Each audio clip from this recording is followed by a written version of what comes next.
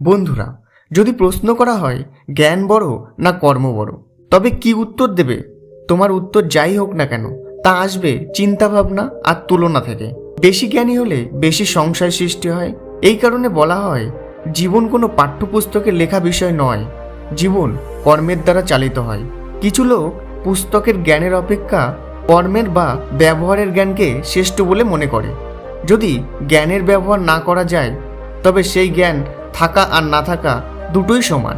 চলুন একটু গল্পের মাধ্যমে আমরা বোঝার চেষ্টা করি জ্ঞান বড় না কর্ম বড়। অনেক দিন আগের কথা, এক রাজ্যের এক মহান রাজা ছিলেন। তিনি যেমন পরাক্রমী তেমনি সমাজদার ব্যক্তি ছিলেন। রাজা তার সবাই বেশ কিছু গুণী মানুষদের কদর করতেন। শুধু তাই নয়, তাদের সম্মান করতেন। তাদের মধ্যে রাজার রাজপুরোহিত ছিলেন, যাকে রাজা সব থেকে বেশি সম্মান করতেন।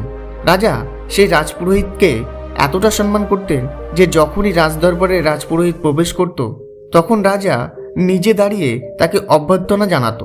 আর রাজামশাই ততক্ষণ দাঁড়িয়ে থাকতো যতক্ষণ পর্যন্ত রাজপুরোহিত তার আসনে বসতো। কোনো কিছু নিয়ে রাজার মনে যদি সন্দেহ হতো, তবে রাজা বিনা দ্বিধায় রাজপুরোহিতকে জিজ্ঞাসা করে তার উত্তর জেনে নিত। রাজার সমস্ত কঠিন প্রশ্নের নিজের বুদ্ধি দ্বারা রাজপুরোহিত সুন্দর সুন্দর উত্তর বলে দিতেন। একদিন রাজার মনে একটি প্রশ্ন আসলো। তখন রাজা রাজপুরোহিতকে জিজ্ঞাসা করল, গুরুদেব, আমার মনে একটা প্রশ্ন বেশ কয়েকদিন ধরে এসেছে। আমি কি আপনার কাছে তার উত্তর জানতে পারি? যদি আপনি সম্মতি দেন, তবে আমি জিজ্ঞাসা করতে পারি। রাজপুরোহিত রাজার প্রশ্নের সম্মতি জানিয়ে বলে, আপনি হুকুম করতে পারেন রাজামশাই। তখন রাজামশাই শুরু করে, বেশ কয়েকদিন ধরে আমার মনে এই প্রশ্ন উঠতে শুরু করেছে, সুতরাং আপনি এমন উত্তর দেবেন যাতে আমার মন শান্ত হয়ে যায়। আর এটাও আমি জানি এই প্রশ্নের উত্তর শুধুমাত্র আপনি দিতে পারেন। তখন রাজামশাই রাজপুরোহিতের কাছে জিজ্ঞাসা করে, গুরুদেব, জ্ঞান বড় না কর্ম বড়?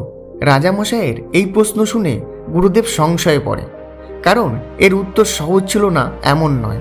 গুরুদেব এই প্রশ্নের উত্তর জানতেন। আসলে গুরুদেব এই প্রশ্নের উত্তর কিভাবে রাজাকে সরলভাবে বলবেন তাই নিয়ে চিন্তায় পড়েছিল। তখন রাজপুরোহিত রাজার কাছে এই প্রশ্নের উত্তর দেওয়ার জন্য কয়েকদিন সময় চেয়ে নেয়, যাতে রাজপুরোহিত এই কয়েকদিনের ভেতর এমন একটি কৌশল বের করে যাতে জ্ঞান বড় না কর্ম বড় বিষয়টি রাজার কাছে রাজপুরোহিত সরলভাবে উপস্থাপনা করতে পারে। রাজদরবার শেষ হলে রাজপুরোহিত ঘরে ফিরে যায়। সেই দিন থেকে রাজপুরোহিত চিন্তা করতে শুরু করে কিভাবে সে রাজার এই প্রশ্নের সরল উত্তর দেবে। বেশ কয়েকদিন কেটে গেল, রাজপুরোহিত এখনও সেই চিন্তায় মগ্ন ছিল। তিনি না সুস্থভাবে খেতে পারছিল, না সুস্থভাবে বিশ্রাম করতে পারছিল।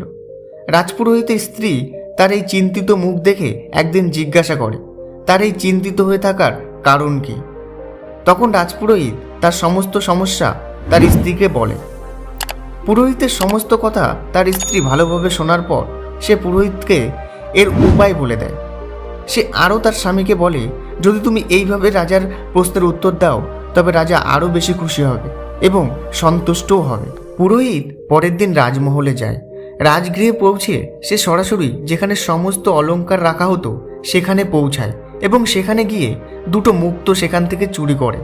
তার এই কাজ দুইজন পাহারাদার দেখে ফেলে। সিপাহীরা নিজের চোখে দেখেও বিশ্বাস করতে পারছিল না যে পুরোহিত রাজভাণ্ডার থেকে মুক্ত চুরি করেছে। পাহারাদার সিপাহীরা ভাবল, আমরাই হয়তো ভুল দেখেছি, কারণ রাজার এত বিশ্বস্ত রাজপুরোহিত কখনোই এরকম চর্যবৃত্তি অবলম্বন করতে পারে না। কারণ যার এক কথাতে রাজামশাই এত কিছু দান করে দিতে পারে, সে কখনো রাজভাণ্ডারের সম্পত্তি চুরি করবে না। ঠিক পরের দিন রাজপুরোহিত রাজভাণ্ডারে প্রবেশ করে, একই রকমভাবে দুটো মুক্ত চুরি করে। সেদিনও দুজন পাহারাদার সিপাহী তাকে দেখে ফেলে এবং তারা বুঝতে পারে আগের দিন তারা ভুল দেখেনি। তখন সিপাহীরা সংশয়ে পড়ে যায়। এখানে যদি অন্য কোনো ব্যক্তি হতো, তবে তাকে সঙ্গে সঙ্গে ধরেই সাজা দিয়ে দিত। কিন্তু সমস্ত সিপাহীরাই রাজপুরোহিতকে যথেষ্ট সম্মান করতেন, কারণ তিনি রাজার নিজের রাজপুরোহিত ছিলেন। তার প্রতি কোনো রকম সন্দেহ রাখা চলে না। তখন সিপাহীরা ভাবল, হতে পারে তার জীবনে কোনো সমস্যা এসেছে, তাই তিনি এই পথ অবলম্বন করেছেন। বেশ কয়েকদিন ধরে এরকম অবস্থা চলার পর সিপাহীরা রাজপুরোহিতের প্রতি সন্দেহ করে এবং রাজার কাছে সংবাদ পাঠিয়ে দেয়। যখন রাজামশাই প্রথম সিপাহীদের কাছ থেকে কথাটি শোনে, তখন রাজামশাইয়ের কোনো রকমভাবে বিশ্বাস হয়নি। কিন্তু সিপাহীরা সমস্ত কথা খুলে বললে রাজামশাই তখন বিশ্বাস করে।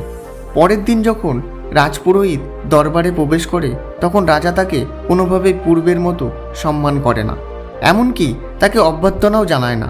শুধু রাজামশাই সিংহাসনে বসে তার কাছে জানতে চায় সে রাজকোষ থেকে মুক্তা চুরি করেছে কিনা। রাজামশাই একথা জিজ্ঞেস করার সাথে সাথে রাজপুরোহিত স্বীকার করে, বলে হ্যাঁ আমি রাজভাণ্ডার থেকে মুক্তা চুরি করেছি, আর এই সেই সব মুক্তা। রাজার সামনে বিশ্বস্ত রাজপুরোহিতের এরকম ব্যবহার দেখে রাজদরবারের উপস্থিত সবাই বিস্মিত হয়ে পড়ে। তখন রাজপুরোহিতকে রাজা বলে, যদি তোমার এই মুক্তা চুরি করার দরকার ছিল তবে তুমি ফেরত দিলে কেন? তখন রাজপুরোহিত রাজার কাছে ক্ষমা প্রার্থনা করে, বলে রাজামশাই আমি চোর নই, আমি এই কাজ করেছি শুধুমাত্র আপনার কারণে।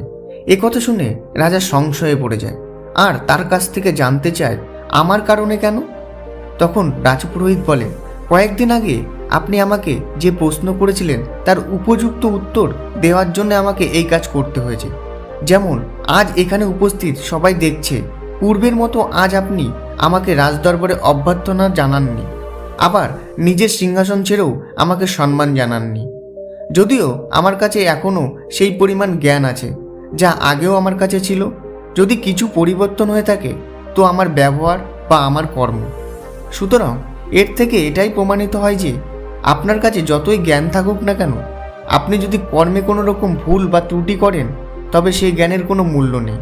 আপনি একজন অতি উচ্চমানের জ্ঞানী হতে পারেন, কিন্তু আপনার ব্যবহার যদি ভালো না হয় তবে কেউ আপনাকে সম্মান করবে না, যেমন আজ আপনি আমাকে সম্মান জানাননি। এই কারণে ব্যবহার বা কর্মই বড়, জ্ঞান নয়। আর আপনি আমাকে যে প্রশ্ন করেছিলেন হয়তো আমি এর যথাযথ উত্তর দিতে পেরেছি। রাজামশাই পুরোহিতের এই উত্তর পেয়ে আপ্লুত হয়ে ওঠে। তিনি রাজপুরোহিতের পায়ে লুটিয়ে পড়েন। তিনি আজকের ব্যবহারের জন্য তার কাছে ক্ষমাও চান। বন্ধুরা, কর্ম বা ব্যবহার বড় না জ্ঞান বড়, তার যথার্থ উত্তর আশা করি আপনারা এই গল্পের মাধ্যমে পেয়েছেন। সুতরাং জীবনে বড় হতে গেলে শুধুমাত্র বই পড়লেই বড় হওয়া যায় না। বইয়ের যথার্থ জ্ঞান কর্মের মাধ্যমে প্রকাশ ঘটালেই তাকে আমরা জ্ঞানী বলি। ধন্যবাদ।